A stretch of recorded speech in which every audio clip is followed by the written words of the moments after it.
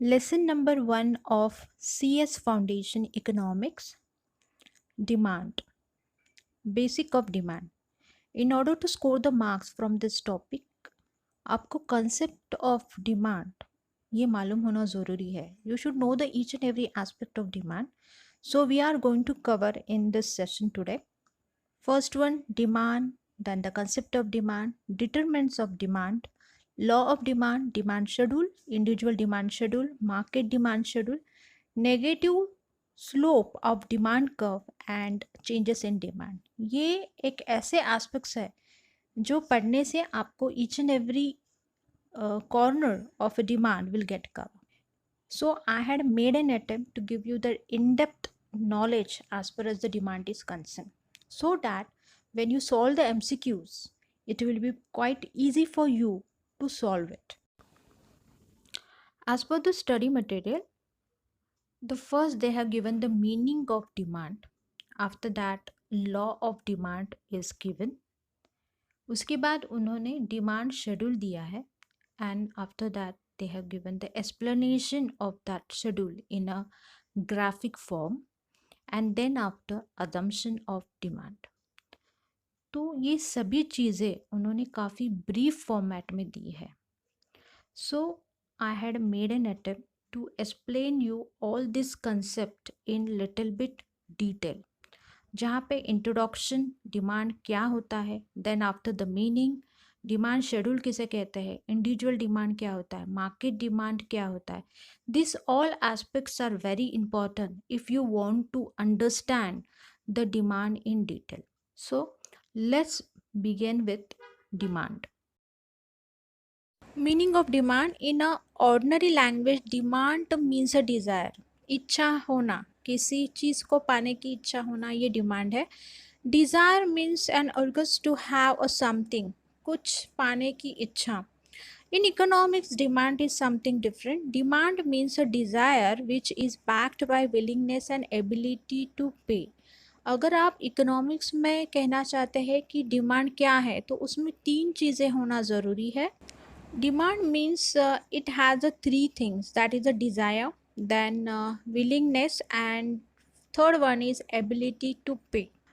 For example, if a person has a desire to purchase a TV set but does not have the adequate purchasing power, then it will be simply a desire and not a demand. यानी आपको TV set चाहिए, इच्छा तो है, मगर उतनी उसको purchasing capacity नहीं है आपके पास, तो हम इसे डिमांड नहीं कह सकते. So thus the demand is an effective desire and all the desires are not a demand.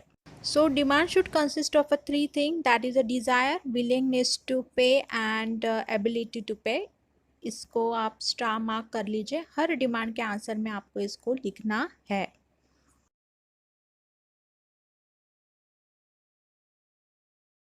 Let's see the definition of demand. Demand for anything at a given price is the amount of it which will be brought per unit of a time at that price.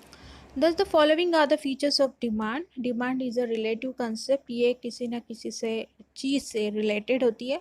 And second one, demand is essentially expressed with reference to time and price. ये समय से related है और मूल्य यानी price से भी related है. Demand schedule is tabular presentation of the functional relationship between the price and the quantity demanded for a particular commodity. A demand schedule may be either an individual demand schedule or a market demand schedule. Demand schedule एक tabular presentation है जिसमें हम relationship establish करेंगे price और demand के बीच में. अगर suppose different prices हम रखते हैं तो इंडिविजुअल कैसे बिहेव करता है, यानी उस प्राइस में वो कितनी कमोडिटी खरीदेगा, means how the demand will influence due to the price, यानी डिमांड ये प्राइस के पर निर्भर है, ये हम दिखाने की कोशिश करेंगे. And that is nothing but a demand schedule.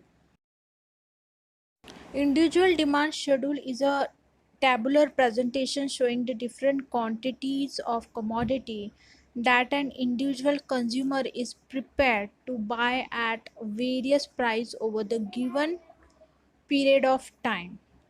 यहाँ पे एक डिमांड शेड्यूल एक ऐसा शेड्यूल है जहाँ पे डिफरेंट डिफरेंट प्राइजेस रखे हुए हैं और कमोडिटीज़ रखी हुई है, जिसमें इंसान कैसे बिहेव करता है या कैसे रिएक्ट करता है, अगर प्राइस लेवल चेंज हो जाती है तो वो कितनी कमोडिटी खरीदता है. This all we are going to have in a tabular presentation. Individual demand schedule in tabular form. First one is the price of a commodity X rupees and quantity demanded of a commodity X in kg. जब 10 rupees था तभी हमने 1 kg of commodity लिया था. जब 8 rupees हो गया then we have purchased 2 kg.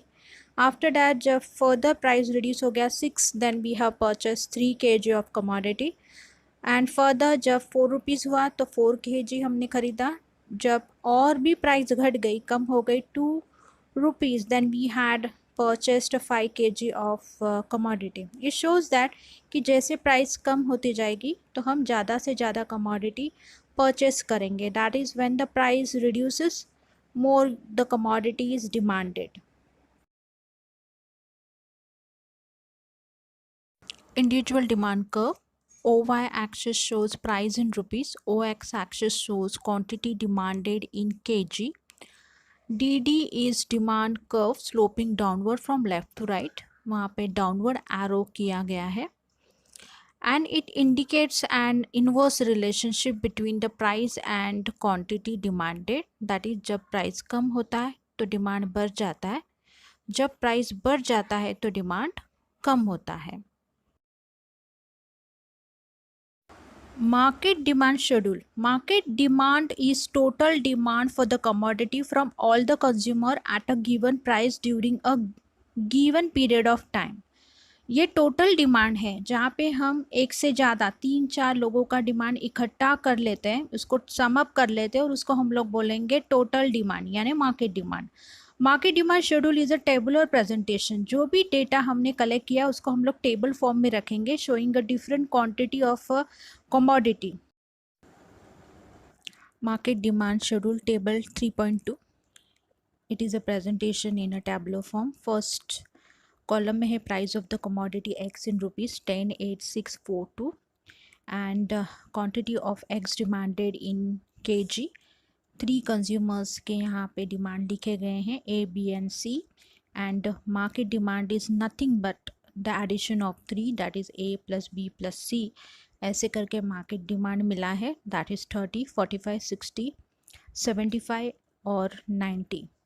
यहाँ पर अगर आप केयरफुली देखेंगे तो यही कंक्लूजन निकलेगा कि जैसे प्राइस कम होती जाती है तो डिमांड बढ़ता जाता है एंड वाइसी वर्सा, यानी कि जब प्राइस बढ़ती है तो डिमांड कम होता है. Determinant of demand. The demand for the goods is determined by the following factors.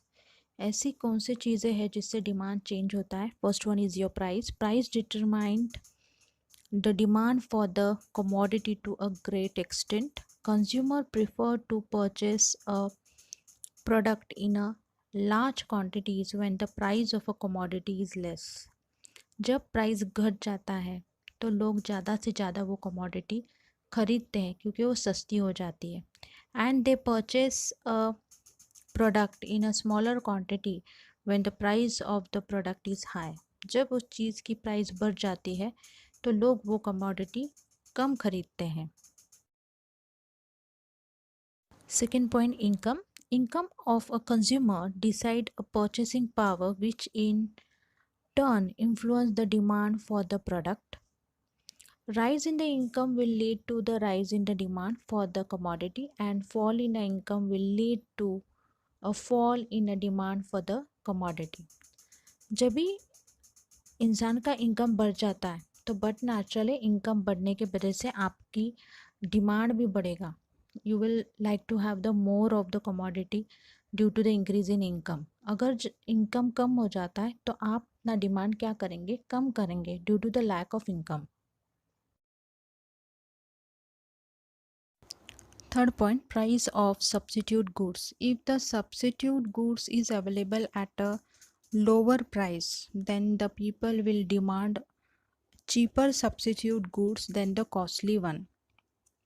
जो गुड्स आप प्रेफर करते हो वो उसका सब्स्टिट्यूट आपके पास अवेलेबल है और वो भी चीपर रेट के पर है, तो आप उसी सब्स्टिट्यूट गुड्स को खरीदोगे.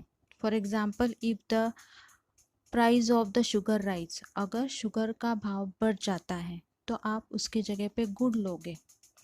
सो द गुड़ का डिमांड क्या हो जाएगा, इंक्रीज हो जाएगा. Now fourth one is the price of a complementary goods. Change in the price of a one commodity could also affect the demand for the other commodity. For example, car and fuel. If the price of the fuel rises, then the demand for the car will fall.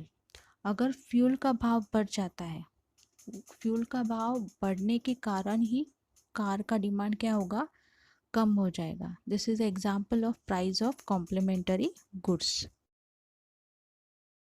Fifth one, nature of product. If the commodity is essential necessity and its use is unavoidable, then its demand will continue to be the same irrespective of the corresponding price. For example, the medicine to control the blood pressure.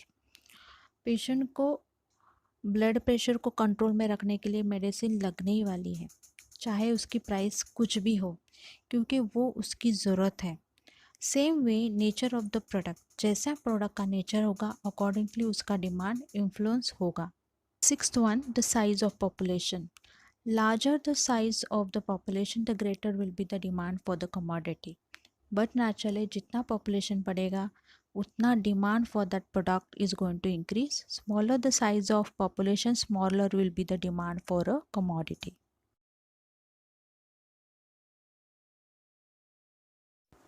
Seventh one, expectation about the future price. If the consumer expect the price to fall in future, he will buy less in a present at a prevailing price. आगे जाके product का price कम होने वाला है तो वो अभी कम खरीदेगा और आने वाले फ्यूचर में ज़्यादा, क्योंकि तभी वो चीज़ उसको सस्ते में मिलने वाली है इसलिए. Similarly, if he expect the price to rise in the future, he will buy a more in the present at a prevailing price. 81, advertisement. Advertisement, sales promotion scheme and effective salesmanship tend to increase or change the preference of a consumer and lead to demand for many products. For example, cosmetic, toothpaste, etc. जब भी आप advertisement करते हो, sales promotion activity conduct करते हो, तो उससे क्या होता है, आपके प्रोडक्ट की डिमांड बढ़ जाती है और ज़्यादा से ज़्यादा लोग आपका प्रोडक्ट लेना पसंद करते हैं. So advertisement do affects the demand. 9th point, taste, habit and fashion. Taste habit of the consumer influence the demand for a commodity. If a consumer likes to eat a chocolate or consume a tea, he will demand more of them. Similarly, when a new fashion hits the market, the consumer demand that particular type of product. If the commodity goes out of the fashion, then suddenly the demand for that product tends to fall. 10 point, the level of taxation. Higher the rate of taxes on the goods and services could increase the price of the goods or services. This in turn could result in a decrease in demand for goods or services and vice versa. जैसे कि आप जानते हैं, जब भी किसी product के ऊपर, सर्विस के ऊपर टैक्स लगाया जाता है तो उसकी प्राइस बढ़ जाती है, and due to the increase in the price of the commodity तो उसका डिमांड भी कम हो सकता है. 11th one, other factors. First one, climatic condition. Second one, change in technology. Third one, government policy. Fourth one, customs and traditions. Law of demand. Introduction. Law of demand was introduced by Professor Alfred Marshall in his book Principle of Economics, which was published in 1890. The law explains the functional relationship between the price and quantity demanded. ये जो law है related to price और quantity demanded है, यानी उन दोनों के बीच में एक रिश्ता एस्टैब्लिश किया गया है लॉ ऑफ डिमांड में कि प्राइस से डिमांड कैसे चेंज होता है, क्यों होता है, and what are the reason behind it. तो ये हो गया हमारा law of demand. Now let's see the statement of law. According to the professor Alfred Marshall, other things remains equal. कुछ ऐसे चीज़ें अगर उसको हम कांस्टेंट रखते हैं तो higher the price of the commodity, जब कमोडिटी की प्राइस हाई होती है, smaller is quantity demanded. Price ज़्यादा होने के वजह से लोग क्वांटिटी कम खरीदते हैं। And lower the price of the commodity, larger is a quantity demanded. जब कमोडिटी की प्राइस कम होती है तो लोग ज़्यादा से ज़्यादा क्वांटिटी डिमांड करते हैं, ज़्यादा से ज़्यादा कमोडिटी खरीदते हैं। This is the law of demand as well as statement of law. Symbolically, the functional relationship between the demand and price is expressed as dx is equal to f in bracket px. यहाँ पे d का मतलब है demand for a commodity, x is commodity, f function, px price of a commodity. Now assumption, first one, constant level of income. If the law of demand is to find true operate, then consumer income should remain constant. Consumer के income में कोई भी changes होने वाला नहीं है, वो same रहने वाला है। If there is a rise in income, people में demand more at a given price. अगर चेंजेस हो जाता है तो कंज्यूमर ज़्यादा डिमांड करेगा गुड्स, तो ऐसे केस में law of demand will not be true. Second point, no change in the size of population. It is assumed that the size of a population remains unchanged. ये assumption है, कुछ चीज़ें हम ऐसे सोचने वाले हैं कि वो constant रहने वाली है. So the size of the population is not going to change. Any change in the size of a composition of the population of the country affect the total demand for the product. Composition यानी male female ratio, अगर female ज़्यादा population हो जाता है तो भी demand के पर असर होगा, अगर मेल ज़्यादा होता है पॉपुलेशन तो भी डिमांड के पर असर होगा। इसीलिए ये लॉ का जब हम स्टडी करते हैं, there will be a no change in the size of population. Third one, the price of substitute goods remains constant. It is assumed that the prices of the substitute remains unchanged. Any change in the price of the substitute will affect the demand for the commodity. तो substitute goods में भी कुछ भी changes नहीं होने वाले। Prices of the complementary goods remains constant. It is assumed that the price of the complementary goods remains unchanged because the change in the price of one goods will affect the demand for the other. Fifth one, no expectation about the future change in prices. It is assumed that a consumer do not expect any future changes in the price in the near future. If a consumer expect a rise in the price in future, they may demand a more at a present even at existing high price. तो यहाँ पे complementary goods में भी changes नहीं होने वाले, ना कि फ्यूचर प्राइजेस में। No change in taste, habit, preference and fashion etc. It is assume that a consumer का taste, habit, preference, fashion etc कुछ भी बदलने वाला नहीं है, should remain unchange. Any change in this factor will lead to change in demand. इसमें से एक भी अगर चेंज हो जाता है तो उसका असर डिमांड पर होगा, इसलिए ये सब चीज़ें कांस्टेंट स्थिर होना ज़रूरी है। Seventh one, no change in the taxation policy. Taxation policy of the government has a great impact on the demand for the various goods and services. इसीलिए टैक्सेशन पॉलिसीज़ में भी कुछ भी चेंजेस नहीं होगा, it will remain constant. Demand schedule table 3.3 price of the commodity X in rupees और second column में दिया है quantity demanded of commodity X in KG. जब भी 50 रुपीज़ थी कमोडिटी की कीमत तब हमने 1 केजी खरीदा था। जब उसकी प्राइस थोड़ी कम हो गई 40 केजी, थोड़ा सस्ता हो गया तो हमने 2 केजी खरीदा। आफ्टर डैट जब 30 रुपीज़ हो गया तब हमने 3 केजी खरीदा। उसके बाद जब 20 हो गया we have purchase 4 KG of commodity and after that जब भी वो और कम हो गए 10 रुपीज़ पर केजी हो गया तब हमने खरीदे थे 5 केजी ऑफ द क्वांटिटी। इससे क्या पता चलता है कि जैसे प्राइस कम होती जाती है तो हम ज़्यादा से ज़्यादा कमोडिटी खरीदते हैं क्योंकि वो सस्ती हो जाती है। So demand shows that there is a inverse relationship between the price and the quantity demanded. As the price reduces demand increases, और जब प्राइस राइज होती है तो डिमांड कम हो जाता है। डिमांड कर्व देखते हैं। OY axis shows price in rupees. OX axis shows quantity demanded in kg. DD is your demand curve sloping downward from left to right. नीचे downward sloping arrow बनाया है। So what does it indicate? It indicates the inverse relationship. उल्टा relationship दिखा रहे हैं। जैसे price बढ़ती है तो डिमांड कम हो जाता है और जब प्राइस कम हो जाती है तो डिमांड बढ़ता है। यही रिलेशनशिप इसमें दिखाया गया है। Following are the exceptions to the law of demand. First one है गिवन पैराडॉक्स।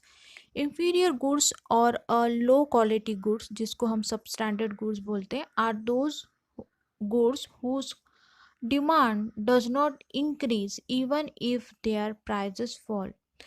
अगर इंफीरियर गुड्स और भी सस्ते हो जाते तो भी उसका डिमांड बढ़ता नहीं है क्योंकि वो सब स्टैंडर्ड लोअर क्वालिटी के गुड्स होते हैं। At a time demand decreases when the prices of such a goods falls, यानी उसका डिमांड भी घट जाता है। उसके प्राइजेस अगर कम भी हो जाते हैं तो भी उसका डिमांड क्या होता है, कम ही होता है। तो दिस इज अ एक्सेप्शन। ये लॉ ऑफ डिमांड के खिलाफ काम करता है क्योंकि लॉ ऑफ डिमांड क्या कहता है, प्राइजेस कम हो जाने के बाद your demand should increase. Same अगर जब प्राइस बढ़ जाता है तो आपका डिमांड कम होना चाहिए। ये केस थोड़ा उल्टा है। इसमें जब भी इंफीरियर गुड्स का प्राइस कम भी हो जाता है तो भी उसका डिमांड बढ़ता नहीं है। Second point, prestige goods. Expensive goods like diamond, gold, etc. are the status symbol, and so the rich people buy more of it, even when their prices are high. Rich people कितने भी महंगे हो जाने दो ये चीज़ें वो खरीदेंगे और ये उनकी ज़रूरत है चाहे वो कितनी भी महंगी क्यों ना हो। Third point, speculation. The law of demand does not hold true when the people expect price to rise still further. In this case, although the prices have rise today, the consumer will demand more in expectation to of further rise in the price. For example, the prices of oil, sugar, etc. tends to rise before Diwali.